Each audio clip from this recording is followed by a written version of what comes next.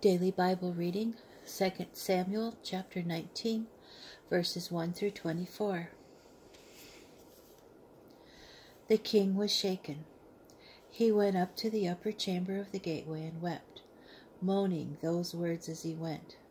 My son Absalom, O my son Absalom, if only I had died instead of you. O Absalom, my son, my son.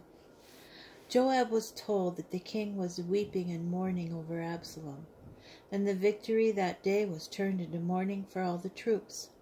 For that day the troops heard that the king was grieving over his son. The troops stole into town that day like troops ashamed after running away in battle. The king covered his face, and the king kept crying aloud, O my son Absalom, O Absalom, my son, my son. Joab came to the king in his quarters and said, Today you have humiliated all your followers, who this day saved your life, and the lives of your sons and daughters, and the lives of your wives and concubines, by showing love for those who hate you, and hate for those who love you. For you have made clear today that the officers and men mean nothing to you. I am sure that if Absalom were alive today, and the rest of us dead, you would have preferred it. Now arise, come out and placate your followers. For I swear by the Lord that if you do not come out, not a single man will remain with you overnight, and that would be a greater disaster for you than any disaster that has befallen you from your youth until now. So the king arose and sat down in the gateway. And when all the troops were told that the king was sitting in the gateway, all the troops presented themselves to the king.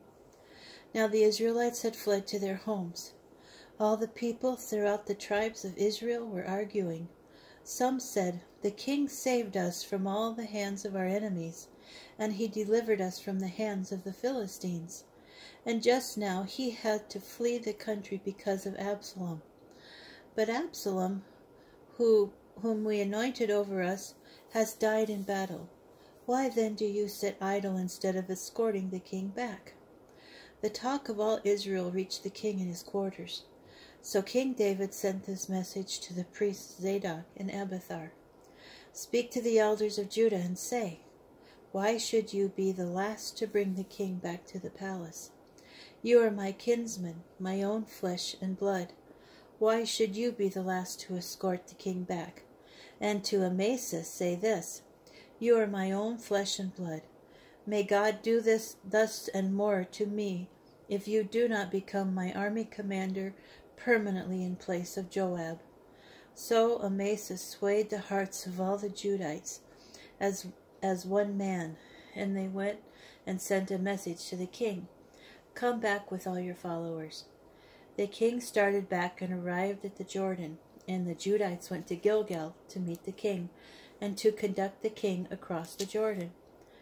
Shimei, son of Gera the Benjamite, from Bahurim, hurried down with the Judites to meet King David, accompanied by 1,000 Benjamites. And Ziba, the servant of the house of Saul, together with his 15 sons and 20 slaves, rushed down to the Jordan ahead of the king, while the crossing was being made, to escort the king's family over, and to do whatever he wished. Shimei, son of Gera, flung himself before the king as he was about to cross the Jordan. He said to the king, Let not my lord hold me guilty, and do not remember the wrong your servant committed on the day my lord the king left Jerusalem. Let your majesty give it no thought, for your servant knows that he has sinned. So here I have come down today, the first of all the house of Joseph, to meet my lord the king. Thereupon Abishai, son of Zeruiah, spoke up. Shouldn't Shimei be put to death for that, insulting the Lord's anointed? But David said, What has this to do with you, you sons of Zeruiah, that you should cross me today? Should a single Israelite be put to death today? Don't I know that today I am again king over Israel? Then the king said to Shimei, "You shall not die." And the king gave him his oath.